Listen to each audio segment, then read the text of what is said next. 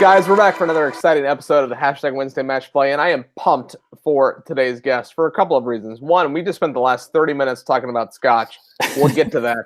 But two, I've had the chance to spend some time with this guy here in Naples. We played some golf together. This guy has played all over the world. Like, to give you an idea, just a couple of weeks ago, he got back from Scotland. So I'm just saying, this guy has traveled all over the place. This episode of the Hashtag Wednesday Match Play is presented by Eat Sleep Golf. If you haven't subscribed to the YouTube channel, click down below, subscribe, so every Wednesday you get this episode right to your inbox. It comes out every Wednesday morning, 10 a.m. Eastern Standard. If you haven't subscribed on iTunes and Google Play, make sure you do that as well. This episode of the Hashtag Wednesday Match Play will be on iTunes, it'll be on Google Play, it'll be on YouTube, it'll be on Facebook, Twitter, Google+, Instagram, you name it. You don't have to look hard to find this episode. And this is continuing. Like, I've got my I'm going to call it now, it's my uniform. I've got the Golf Radio Network uniform on. This episode of the Hashtag Wednesday Match Play, as well as all prior episodes, is a part of the Golf Radio Network. It's a syndicated network of shows, including Private Club Radio and a laundry list of other shows that are a syndicated podcast network. So just go to google.com, search Golf Radio Network, and you'll find all of this great content.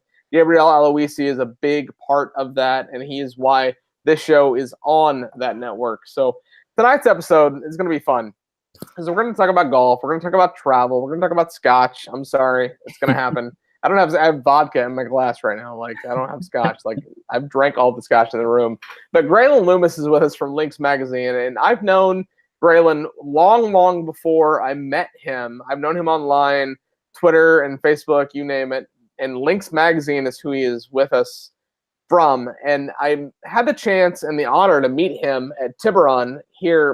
God, I feel like it's been forever. It was a year ago December, right? Like, it's been forever. Yep, and he was in Naples for a fam trip. We'll talk a little bit more about what a fam trip means, his time in Naples, all of the courses he's played, his time overseas, his time in Scotland at the home of golf.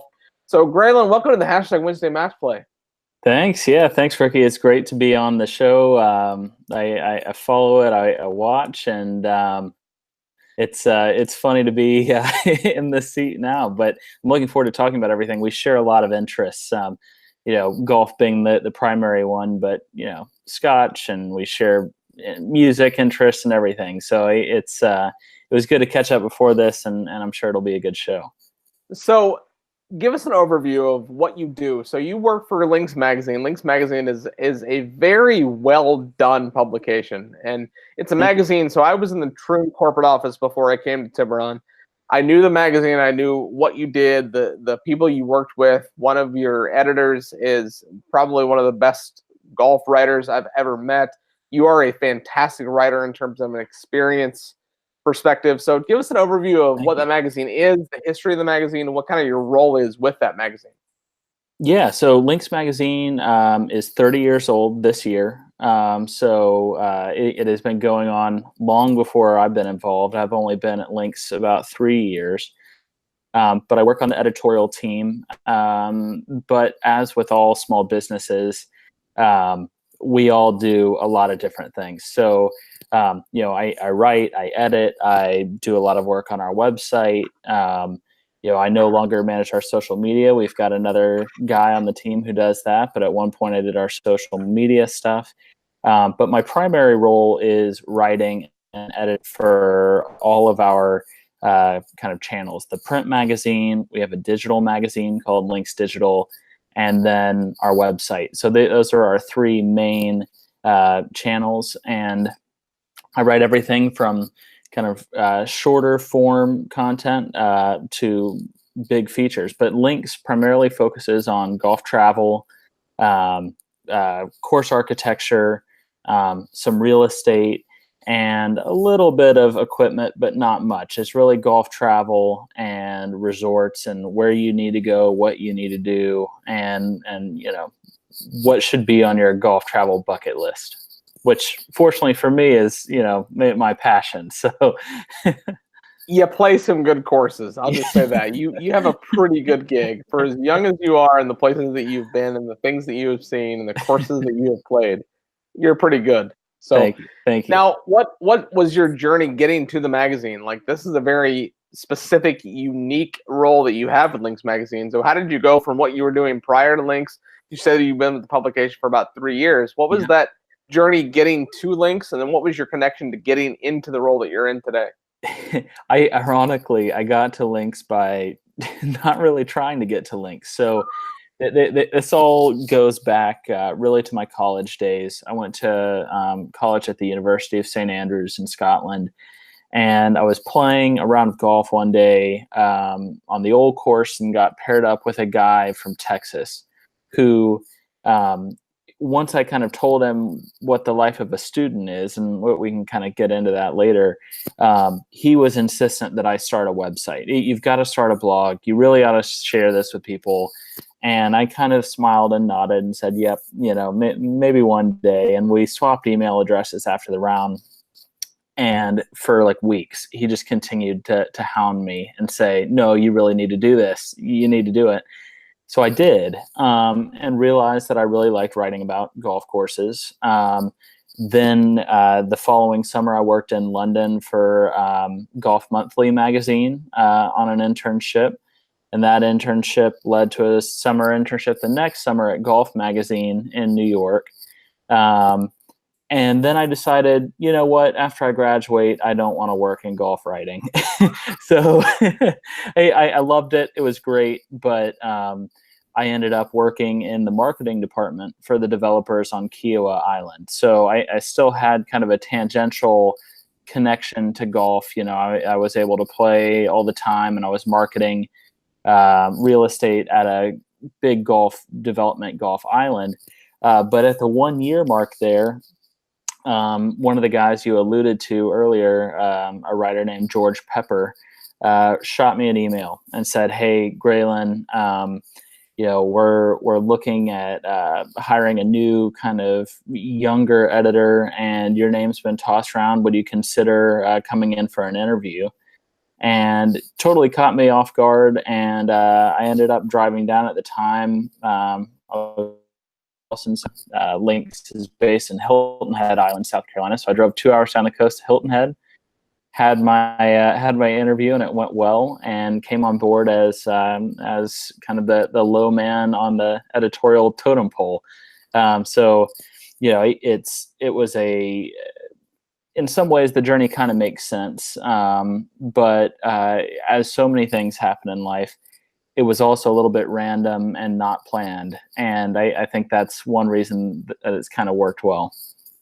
So that name, I read his book, and I read it after I had been to St. Andrews. And so I had only spent, my first visit to the old course. So it was a day, and I'm gonna take a second here to I don't talk about this day very often. I'm gonna give a quick overview of my day.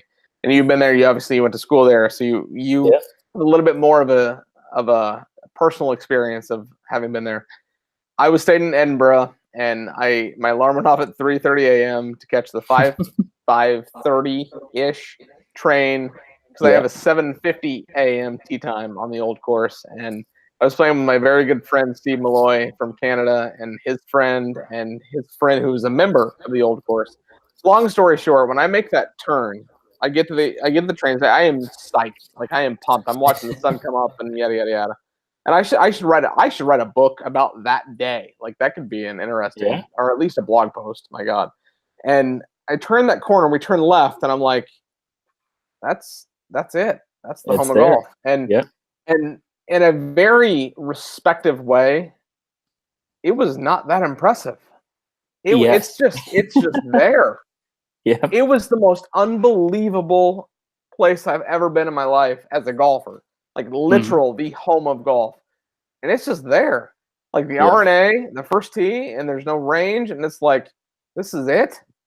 It was the single best 18 holes of golf I've ever played and ever will play in my life. Frankly, because I parred 1, I birdied 2, and I was under par on the old course. I went double after that. I don't want to talk about those 3 holes. You should have left it at 2. I'm 1 under. I'm out. I'm going to the bar. I'm going to the junior round. I'm having a scotch. But like the experience was, and you've been there 1,000 times, right? You get it. But the first time, anybody that plays golf, I was speechless when I saw it. And there are so many moments of that day that I'll never forget. I was up at 3:30. I didn't get back to my hotel room until about 1:32 a.m. the next day, like a 23-hour day. I was wide awake. I'm laying in bed and I'm texting and I'm tweeting people and I'm like, you can't explain it. Walking over the Swilcan Bridge and the experience was just, if you even understand golf, go to St. Andrews to see it, to walk on those fairways, and go on Sunday and you can walk the entire golf course, which is crazy to me that the golf course is closed on Sunday. Like, the amount of revenue they lose. Like, I look at it from I work at a club in Naples and we're all about rounds of revenue, right? And you're going to close on Sunday for it to be a park? Are you kidding me? Like, no way.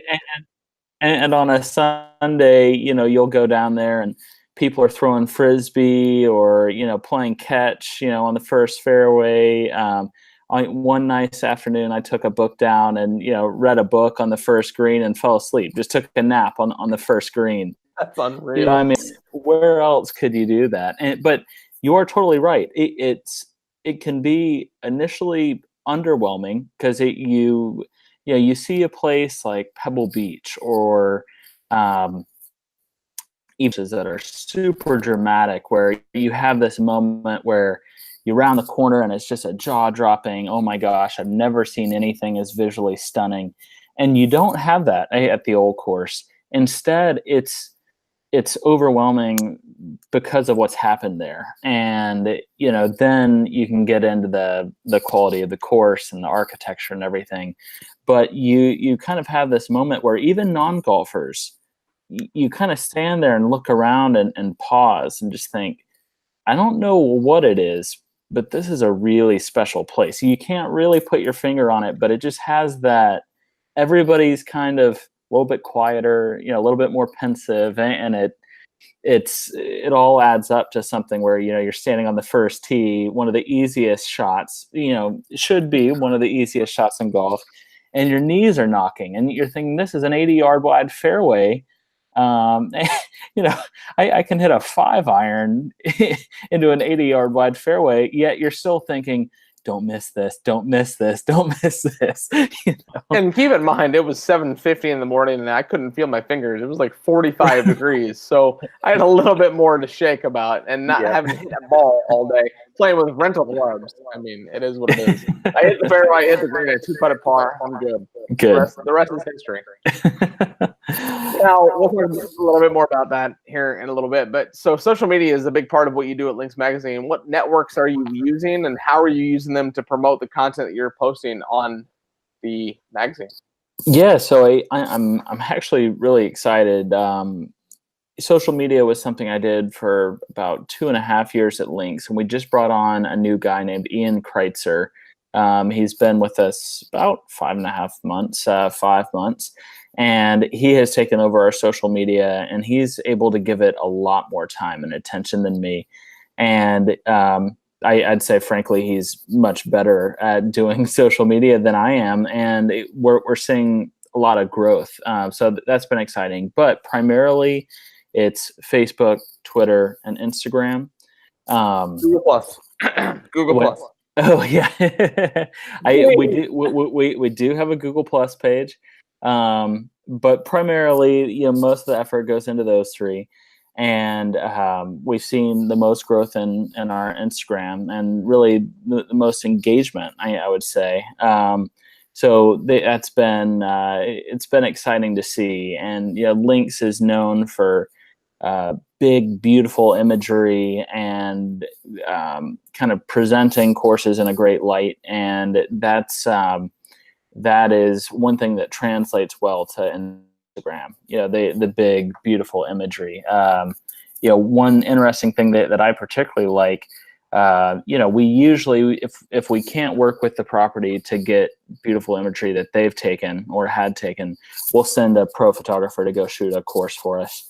But we actually find, that authenticity across social media, as you know well, that really is where we find the most engagement. So rather than putting up the big, beautiful photos that we run, in the magazine or in our digital products, the stuff that I've taken with my iPhone, even though it's been a rainy day and it's a little bit gray and a little bit nasty, and that pro photographer waited 5 sunrises in a row for the perfect 30 seconds of light. It actually works best for us to kind of have that man on the ground authentic feel. So we've really been focusing on that as well. So the magazine has an impressive distribution list, obviously, and you also have a big distribution list online. So how many print magazines are printed, and then what's the distribution look like for an online perspective? Are you tracking that, and kind of what's that look like? Yeah, we're tracking everything. Our print distribution is about 200,000. So the print magazine goes out to 200,000 people. That is crazy big, by the way. If you didn't know that, that's bananas how big that is. Yeah, they our owners, Jack and Nancy Purcell, have been doing it for a long, long time, but we're fortunate to have a really loyal, kind of dedicated database. I should say, I said 200,000. I'm trying to think now. I'm not on our sales staff, but 200,000 people. We send out 200,000 issues. So it's a little misleading to say 200,000 people. Some are going to golf clubs. But then online, that has been kind of my area, and I've been really, really excited to see the growth we've had in our website. It's something that at one point was more of a repository for what we did in print and in our digital magazine, where if something ran there a few months later, it'd go on the website, and there wasn't a whole lot of curation or content creation that was specific for the website. And that's kind of been flipped on its head, where we're thinking almost website first. That doesn't apply to what we do for the magazine, but creating a lot of content. We've got a set of 3, if I include myself, I guess it'd be 4, but 3 really, really good writers who are on contract and work with us. So specific for the website, that is. So yeah, it's been exciting. We've seen big growth. I was looking, we've had our organic traffic coming to our site has grown like 125% in the last year. Now that has been due to many things, including a big SEO overhaul we did. But it's so rewarding when you can check the analytics and see, boy, all the hours, all the work, it's paid off. It's working. That's really cool, and that's an impressive number in terms of SEO. That's especially in today's market with social media and the way people search for content online. So that's cool that you've put that effort into it and that you've seen the results come from it. So good for you. So I met you in Naples on a fam trip. Now, pretend that I'm not the one that's from the property that you visited. Tell me a little bit more about that trip, what you liked, what you didn't like. And then what, as a journalist, are you looking for when you go on a fam trip? What's that look like for you? Cool. Well, so if people don't know what a fam trip is, it's basically FAM stands for familiarization. So in the case of, we'll just use my trip to Tiburon. A group of journalists are sent an invitation to come down and basically familiarize themselves with the property.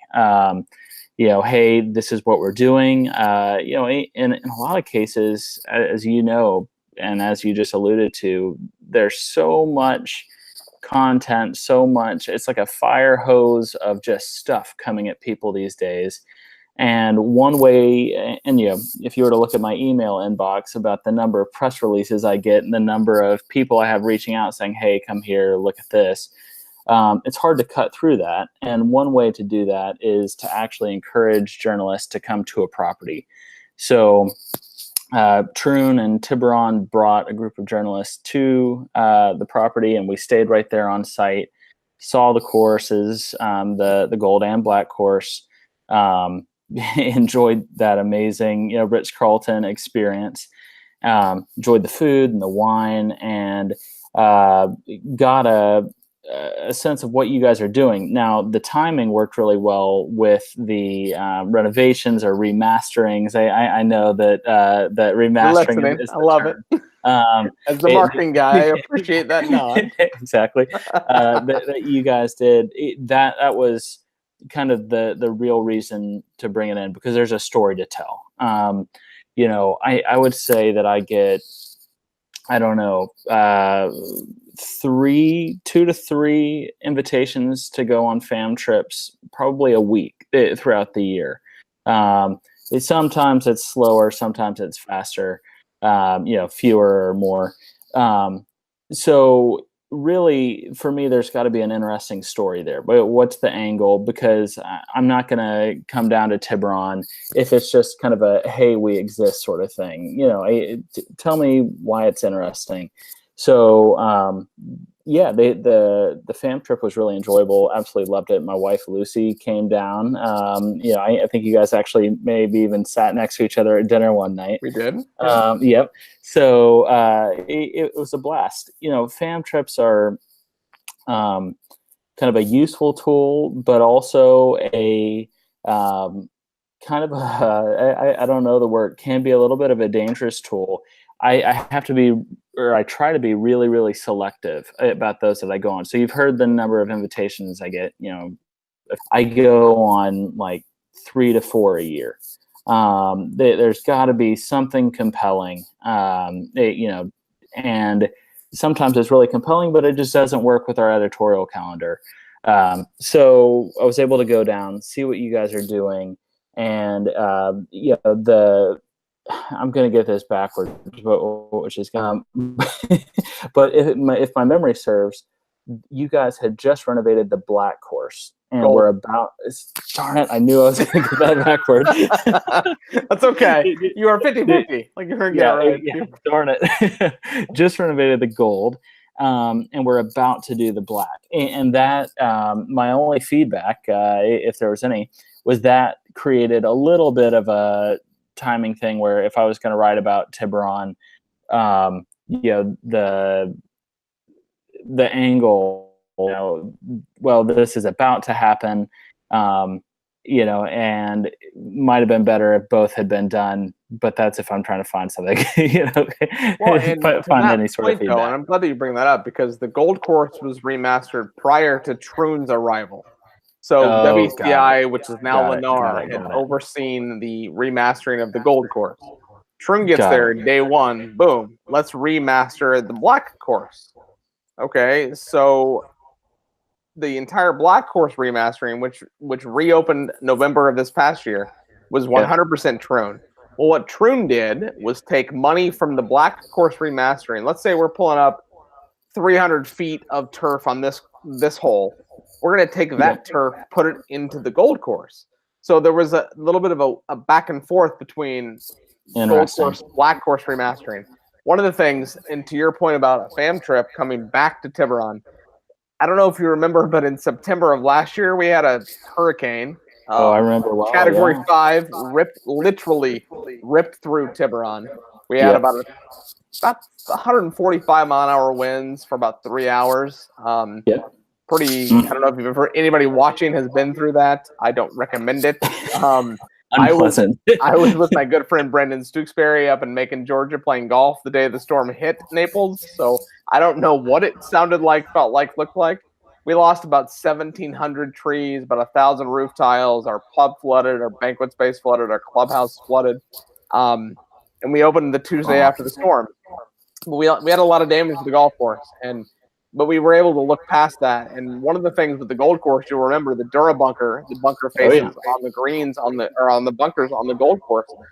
A lot of damage. And just in the last couple of weeks, we've gotten approval to redo those because of the storm.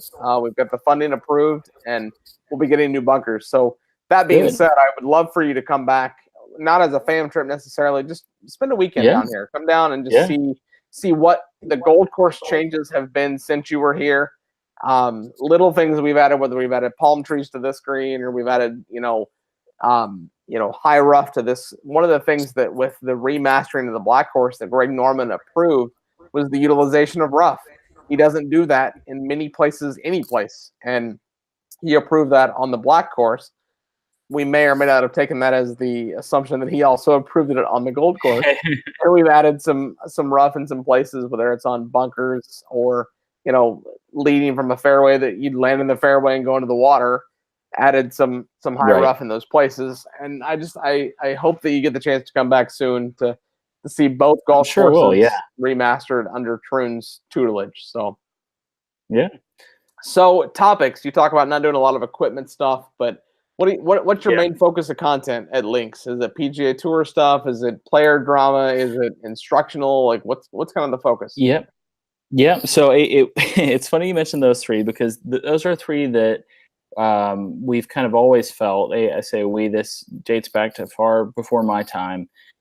We felt others do really well. And we don't do anything for instruction. We don't do tour news. We don't really do equipment. That we leave that to the golf magazines and golf weeks and global golf posts. I mean, the fact that I can name 6 or 7 doing roughly the same things shows we don't think there's space there for someone else. So we've always focused from the beginning on courses, travel,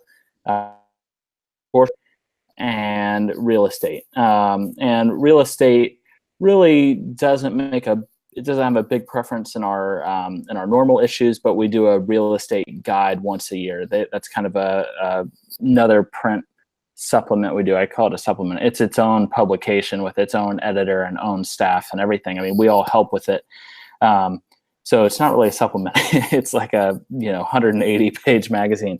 But courses, travel, and architecture, which is perfect for me because, like I said, that's my passion.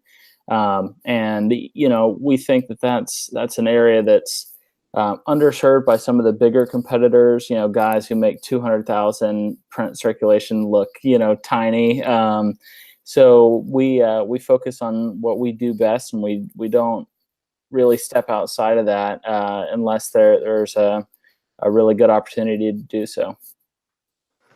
So there are a lot of big names in the game of golf, whether it's from a writing perspective. I've had some guys on this show that are some of them. I mean, like Gary Van Sickle was on this show not long ago, and that dude's a legend in golf writing. But then there's also golf course instructors today. As a matter of fact, literally today, I had Kelly and Blake Moran in my office. We were just talking about golf course design. I don't know if you know him, but he's designed some of the best golf courses in the country, and it's fun, right? Like to have people like that in your corner. Over the years, I mean, you work for George and you work for some pretty big names, and you've been in some pretty high places. Who are some of the people in your life that have been mentors to you, both personally and professionally? Biggest mentor for me is a guy that I would say is maybe one of the most kind of underrated people. He's a guy named Jim Frank. If you see his byline, it's James A. Frank. But Jim Frank, and he was George Pepper's number 2 guy at Golf Magazine for a long, long time when George was editor at Golf. And Jim is the glue that holds everything together. And he has been a mentor to me and has I write and edit, and I submit all of my writing pieces to Jim, who does a lot of our copy editing. And I've learned more from going back and forth with him, where he will just absolutely destroy a piece of writing. I'll be so proud of something, and the worst feeling for a writer is to get something back that doesn't have any edits. It just says, "Hey, you need to give this one another go." You want at least some edits. And I've learned so much going back and forth with him, both about writing and editing. So I'd say he's my number 1 mentor professionally in the golf world. But there are other mentors, in my personal life who've helped me make career decisions. My dad and my mom. I would call them parents and mentors. But I think back to some of the big life decisions I've made, and mom and dad are always there. So professionally, Jim for sure. And then, some friends, a guy named Mark Hedberg at my home club in Asheville, excellent amateur player, but he's always been there and always given me good advice too. But I think that Anybody, whether they realize it or not, who's had kind of any, I wouldn't even say I'm only 26. I wouldn't say I'm successful. God, I'm so old. Hey, anyone who's had any level of success, can look back and say, even if it was just asking for a piece of advice, I owe a lot of people for a lot. Heck, that guy on the old course who kept saying, "Hey, you need to do your blog. You need to do this. You need to start." And he didn't know me. We had met each other for 4.5 hours, yet he spent weeks saying, "Hey, do this. It'll be worth it. Do it. You'll love it." And look where I am now. I still send him emails every once in a while, like, "Hey, like, I hope your suggestion kind of resulted in a career choice for me." That's so cool. Well, good for you. I'm very jealous that you're 26, but also excited for your future that you're 26. Oh, thank you. I knew you were younger than me, but God, I knew you were like 20 years younger than me. Oh my God, I'm so old. So before we jump to the back nine, the team at Eat Sleep Golf does a good job of sending in questions. And one of the things they asked, you have several events listed on your website. Talk a little bit more about those and the event side of your business. And I don't know if I even know what the event side of Links Magazine is all about. Yeah, so that's a side that it's one of those things that I'm not technically involved in, but because Lynx is so small, I end up being very involved in. So Lynx does a number of events throughout the year that are we call them subscriber events internally, but a lot of people who attend aren't subscribers and just kind of tangentially know the brand, and someone recommended, "Hey, I'm going on this trip. I think you'd like it." But point of view, the events are a way for us to kind of expand an experiential part of the brand and get people to engage with Links in ways other than just reading our issues. And additionally, it's turned out to be something. I laugh because with my kind of personal budget, if I have money to go play a golf course or go on a golf trip, I want to see as many different things as possible. And one of the things I kind of laugh about with these events, and I'll tell you kind of where we go, it is a lot of the same people every time. And they just love how we put on events, and they just totally engage. So a big trip that just happened was one to St. Andrews. 39 subscribers came over to St. Andrews, stayed just outside of town in the Fairmont Hotel, but played everywhere. Hashtag play Troon. Just saying. Yep, there you go. It is a Troon property, but had guaranteed old courses, or had a guaranteed old course tee time. Did the whole thing, played all of the really top-notch courses, started in the Highlands and played Royal Dornoch and Castle Stewart, and came down, and all of them were just kind of blown away. And many of them gave this kind of, "Hey, if you do this again, make sure my name's top of the list." So that was an exciting one that just happened. Coming up, we're going to have one at Casa de Campo down in the Dominican Republic. Awesome golf course. I've never been there, and I'm going to be going down this year. So all of them are kind of tournaments, I guess you could say. But they're gross and net division, so everyone competes and everyone has a good time, and it's not highly competitive. There is a competitive aspect, but you're kind of more looking forward to the drinks and hanging out with everybody than the darn it, Ricky, I can't believe you birdied 18 today, you ruined this event for me, sort of thing. So Casa de Campo, and then we're having another event that is our Links 30th anniversary event at the Sea Pines Resort on Hilton Head Island. So that's where you find Harbor Town. So that'll be a tournament across Harbor Town, and then 2 other courses right there in Sea Pines. So it's a fun way for us to meet with a bunch of subscribers, actually talk to them, and from an editorial point of view, that's where we get some of our most interesting feedback. Or what did you guys like? What didn't you like? Or what's been the most valuable is, "Oh, you didn't even know we did X, Y, or Z? Okay, we need to fix that." So we learn a lot from the subscribers and just have a blast with them. So that's been a fun thing. I I personally can't wait to go down to the Dominican Republic. I've never been down there, so really excited for that. You will have a blast, I will assure you. That's a fantastic property, and Good. yeah. Good. I'm kind of excited that like you've been to some pretty awesome properties, but I'm kind of a little bit self-servingly excited that I've been to some places that you haven't. So I'm just saying, like, no, I mean, I'm sure and the fact that you're like 17 years younger than me, like that doesn't help. Like the fact that you're such a young child, it's awesome. So that's your front nine. Like that was really fun. Like learning about like the business side of what you're doing with Links Magazine. I'm curious, and we can talk about this offline, but we have a lot of magazines that come into Tiburon. We have the Wall Street Journal. We have the Naples Daily News. We have, Arnold Palmer's magazine, yada, yada, yada. Yep. I'd love to be able to see if there's a way that we can work out getting Links Magazine in the hands of our members and our guests. I know there is. We've got about 400 golf members that are very, very into the golf. They'll play in the morning, and they'll have lunch in the pub, and they grab the magazines on the way in or out. We have 2 locker rooms for men and women, and I think there's an opportunity to discuss that. Definitely. And the quality, and you talked about the photography being large, wide scale photos, and that's what I think I've liked the most about Links is that it's not just, no pun intended, to Golf Digest, Golf Magazine, and every other golf publication. It's not the crap. It's not pictures of Tiger and golf. Like but we do none of that. Yeah, and you talk about the equipment. Like you don't do a lot of equipment, and quite frankly, I don't want to see equipment reviews. Like if I want a new driver, I'll figure it out. Like I don't need to see somebody's random opinion that Callaway sent them a driver and they reviewed it.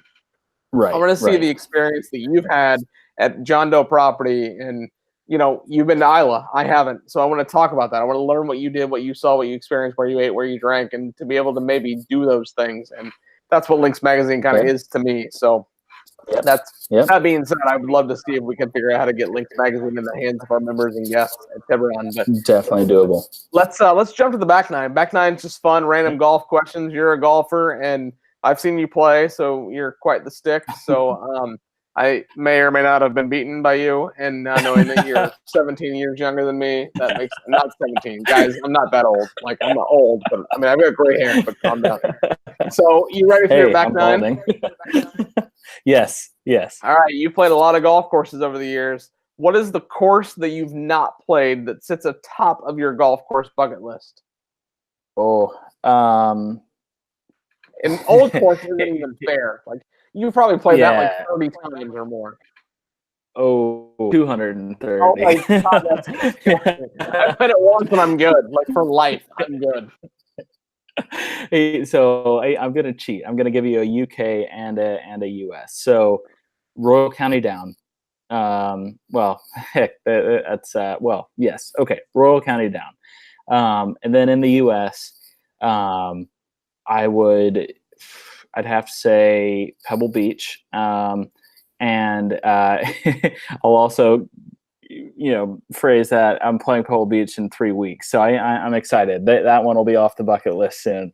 But yeah, I'd say Royal County Down and Pebble Beach. Okay, so my buddy Michael said, "Where do you want to play when you're in Ireland?" And I said, "I don't care. You tell me." He's like, "Royal County Down or Royal Portrush?" And I'm like, "You pick." Like I couldn't, and so he picked Royal Portrush. So Royal Portrush wasn't my bucket list item because I have played there, and it is special. You're going to absolutely love it, particularly when you then watch the Open Championship there. So that's going to be really special. First time the Open has left Scotland or England in what 55 years or something. Yeah, so that's cool. That'll be cool. So, what's your favorite golf movie? And if you say The Legend of Bagger Vance, I'm closing my laptop and this conversation is over. You know what's ironic? The Legend of Bagger Vance was filmed in part at a course just down the road from me here. Shut up. That's awesome, actually. Yeah, at Colleton River, their dye course. And when you go in the clubhouse, there are all these pictures. That's so awesome. Yeah. So I've got to say Caddyshack, because my earliest memory, and I know that's cliche, but it is, because you're like 12. Like I know, but even before, even before like Happy Gilmore, one of my earliest memories of watching a golf movie was Caddyshack, and I specifically remember it because the group I was with found it hilarious. And I was young enough to not understand any of the jokes, any of the innuendo, nothing. And I remember thinking, like, what is funny about this? Like, this is just kind of not that funny. And I must have been, I don't know, 11 or 12. So I didn't really understand golf course politics. And, I understood some of the jokes, but a lot of the innuendo and everything went totally over my head. And of course, then over the years, it has, steadily grown into something I find hilarious. That's awesome. All right, I'll allow that. So besides Links Magazine, what other golf publications do you read? I try to read just about everything, but there are two others that really excite me right now. One is the Golfer's Journal. I think that, talking about people doing different things, they're doing different stuff that's really, really cool. Content that I would say takes kind of golf lifestyle to the extreme. It's about Jimmy Walker, and his passion for astronomy, that sort of thing. And then there's another based out of Australia called Caddy Magazine. And I really, really like that. And if you haven't seen that, I suggest you check it out. It's another big form magazine, but absolutely beautiful. And one of the guys heading it up is still is a photographer. So it is beautiful, just absolutely beautiful. I've never heard of that, and that's fun because I read a lot of like the digital stuff, like Global Golf Post, and anything that's digital. And I like to. This is dating me because I'm an old man here next to you, you young pup. I like to download and print so I can write and take notes. Yeah. But Boardroom Magazine is my favorite publication because I'm in the private club space, right? And I love two things about Boardroom. One, the quality of the content because it's so diverse, but 99% of the articles, they will put the author's contact information. There's nothing cooler to me as a reader in the private club space to read an article that I can relate to, that I have questions about, that I want to praise their content, to email that artist or that author and say, hey, I read your article on Boardroom, yada, yada, yada. And that's really cool. 9 times out of 10, and I don't email every author, and it's just the articles that mean something to me in my current capacity. 9 times out of 10, they'll be like, wow, thank you so much. Nobody's ever emailed me about an article. And I look at that and I'm thinking, if I wrote an article, I would want people to email me, like to ask me questions and to provide that. Feed. Yeah. Yeah. So be honest, how far do you hit your driver? Oh, 285. I've seen you play, so don't lie. Yeah. No, realistically 285. Now I'll say that's 285 here in the States. On that last, I was over in the UK for 2 weeks, like 2 weeks ago. I've never seen the courses as dry and firm and fast as they were. And I was carrying 250 and it was probably running 100 yards. So I'm scrapping everything I just said. I hit the ball about 350 yards. So to that very point, so when I played the old course, there was a par 3. It was on a frat 9. It was like 143 yards. I hit 6 iron and I was a club and a half short. There was a par 4 on the back 9. It was my longest drive of the day. I was in a greenside bunker. It was a 408 yard par 4. Yeah. I was in a greenside bunker. Everyone watching at home, I made par. Shut up. It was a hard up and down. What golf ball are you currently playing? Ooh, Bridgestone. Yeah. See, you're the second week in a row somebody said Bridgestone. Really? So I like the Bridgestone balls a lot. I find that the performance is great and they don't destroy my budget. So I used to be a Pro V1 guy. And, I think that the Pro V1 is an excellent ball. But Bridgestone has been kind of easing its way into my bag more and more. Okay, I dig that. Yeah. Now, I asked this question before I saw the fact you have 74 scorecards above your shoulder. Some people save scorecards, some people save pencils, golf balls, whatever. Do you save something from every course that you play? And then let's talk about a couple of those scorecards you have above your shoulder right there. Yeah, and I'll show you there's a lot in there. But So I save scorecards, and I've ended up getting enough now that I end up losing a bunch of them. But what I really collect from every course is photography and photos. And I take my camera out on nearly every round and try and take as many photos as I can while still staying, very engaged in what I'm doing. And I have, a couple external hard drives backed up that have, I'm not sure, probably somewhere around 75 or 80 courses that I've taken pictures of. Sometimes it was 15, sometimes it was like 350 photos. And so it's really photos that I save, because for me, that's the ultimate way of reliving around. Others can kind of look back at the scorecard and immediately recount, man, I remember that birdie, and know exactly what they did. But yeah, it's the photos for me. That's really cool. And it's cheap. It's not like buying a shirt. But if I bought a shirt everywhere I went, that's $85 every club you play. Like, I can't afford that. I'll take the scorecard. It was free when I checked into the golf shop. Exactly. Now, a few weeks ago, Phil Mickelson made some noise at the U.S. Open. Yes. Everyone watching knows what he did. We've all seen the video. Yes. What are your thoughts on what he did before I even remotely tell you my thoughts? What do you think? I go back and forth. I personally think that he full well knew what he was doing, and I think that what he said after the round, that it was a calculated decision, is true. And I've had arguments with people both in our office and out, where they said, "Oh no, that was kind of his way of trying to minimize the whole thing. He was just angry and did it, in a moment of just, he lost his mind." I'm not so sure. You're a serious player. You've played in, events and tournaments. I've played in some events and tournaments, and like when you're switched on and it's time to grind and it's tournament time, you full well know what's going on. You don't really have these moments where you blank out and just go like swat your ball across the green. Now given I've never been 2.5 days deep into, just a brain frying event like a US Open. But I don't know. It was not, I don't think it was a great thing for him to do. I didn't really like it. Do I think that will shape Mickelson's career? No.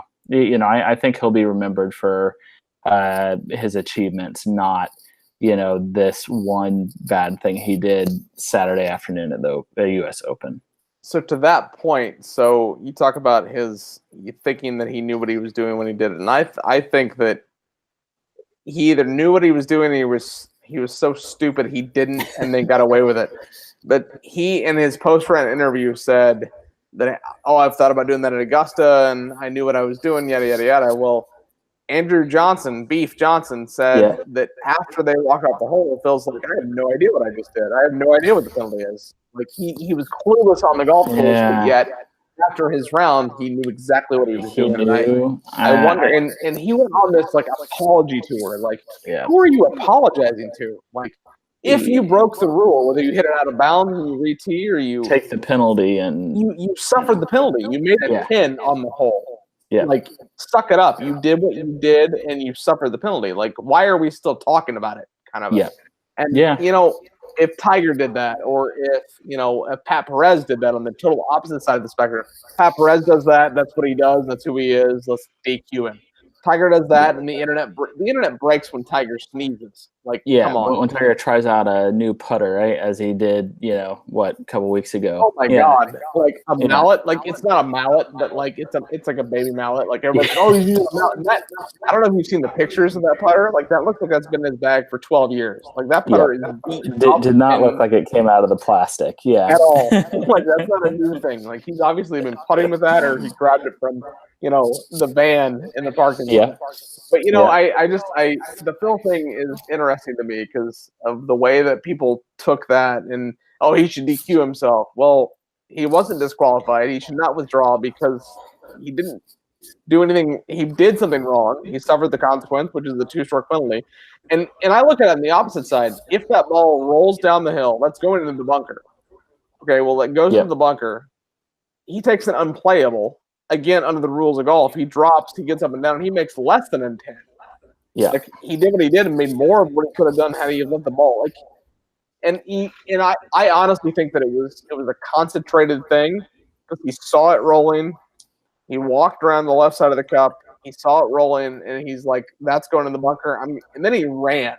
Yeah, he ran to the he putt. went after it. It wasn't like the auto rake, where you miss a 2-inch putt and you just rake it back, and you're like, "Boy, that happened fast." No, he paused. He saw it going past the hole. Yeah, well, I want to go into it, but it's just, I think he knew what he was doing. But we should have an entire episode, like 10 guys in this, and just like the debacle of Phil at the U.S. Open. Just to discuss it. Maybe we could get Bones to come in and be like because he's no longer his caddy, so Bones could come in with an outsider view. Break it down. So you know me for a long time. You know that I'm Tiger's biggest fan. Be real careful how you answer this. He's watching you. I know. I see him. Do you think he breaks Jack's record? Why or why not? I don't think he will. That's it. We're done. Go ahead. Ricky, it's been great talking to you. I don't. I would. Let me say this. I would absolutely love for him to. I think it would be the greatest storyline ever. And we don't write about tour news, and I'm sure Links Magazine would write about that. So I'm just not convinced he will. But I want more than anything to be proven wrong. And the reason I say that is he lacks that same dominance that he had. And seeing the quality of play right now on tour, recently, not recently, this was actually a little while back, but the tour event at Quail Hollow in Charlotte, North Carolina, I was there for a couple days, followed Tiger for a day, and then kind of followed the rest of the field. And the way that the rest of the field plays, he would have to play some of the best golf he's ever played over the course of 4 more majors to win. 4 majors would be, a standout career for someone else. And I'm just not convinced we'll see it. But boy, do I want to. I think that would be as exciting as it gets. I don't like your answer, but I'm going to allow it because you have that sliver of hope that he does. So totally. I'm going to allow that. Yeah. I like that. So first off, thank you for coming on the show. This has been awesome. One, it's been awesome to catch up and to chat about what you've had going on. We talked for half an hour before we went live, but it's fun to know that you've been to Isla. So you're going to have to give me a little more insight into that offline. But definitely. Your final question of your hashtag Wednesday match play is, what's next for Links Magazine? Well, it's funny you asked that on this day because I've actually been working a lot on our next project, and it's fitting that I discuss this on kind of a video podcast sort of setting, but a podcast is going to be next.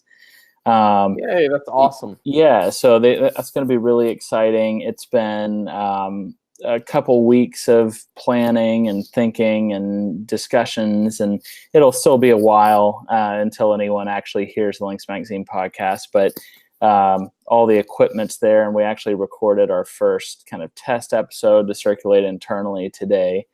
And I'm sure we'll end up, changing things and going through a whole kind of discussion process, but that will be the next big thing on my plate, and a lot of work because I'll end up doing the editing, and I've already got got myself knee deep in messing up the editing process. So tomorrow will be me getting extricating myself from the quicksand.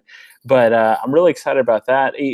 Literally, what's next for me is that trip to California coming up. So I'm going to go out, and it's going to be an article about some of the great public golf on offer, but very kind of lifestyle focused. If you were to land in San Francisco, play a few rounds in San Francisco, and I'm talking courses from TPC Harding Park to a course called Sharp Park, which is $45 just outside of the city, an Alistair McKenzie design. Same Never guy. even heard of it. Yeah, exactly. So, hey, read my article. So a course like that could desperately use some love, but it is a fun, cool municipal design. And then road tripping down Highway 1 all the way down to Carmel and the Monterey Peninsula, and playing everywhere down there from Pebble, Spyglass, Spanish Bay to Pacific Grove, a course that a lot of people do. It's like $65, great ocean views right there on the Monterey Peninsula, that totally lives under the shadow of its older brother. So I am really looking forward to that. And lots more trips to come, but that's the one that's in a few weeks, and I'm very, very excited. Yeah, so that's awesome. Some of those courses that I've never heard of sound incredible. So I need to have like 2 bucket lists. I have the bucket list and the golf course bucket list, because you just named a couple that I want to add to that. I mean, Pebble, yeah, whatever, but like the other places that you've named. It's been awesome getting to get, one, like I said, caught up, but 2, to be able to learn more about Lynx Magazine. And if the opportunity ever presents itself, you and I both have talked about this offline about having George on the show.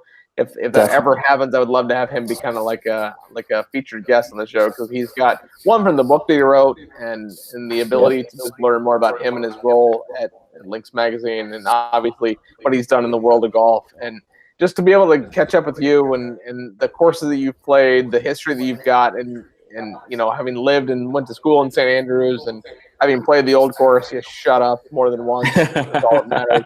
And the fact that you're 27 years younger than me. I'm not. You're that getting old. older. No, you keep getting older. Every question, I've gained like 7 years. Like I'm a grandpa right now. Like, my God. But this has been an awesome interview. I've had so much fun catching up with you, and I hope that you get back to Naples real soon. And like I said before, this episode will be on iTunes and Google Play as a podcast. It'll be on YouTube. If you have not subscribed to YouTube, make sure you click the subscribe button down below. All the links that we talked about, all the different magazines, publications, all the stuff that we've discussed will be down below in the description. And as always, on the hashtag Wednesday Match Play, and what an awesome opportunity to have Graylyn Loomis on the show tonight. But as always on the hashtag Wednesday Match Play, is you have to remember to eat, sleep, golf.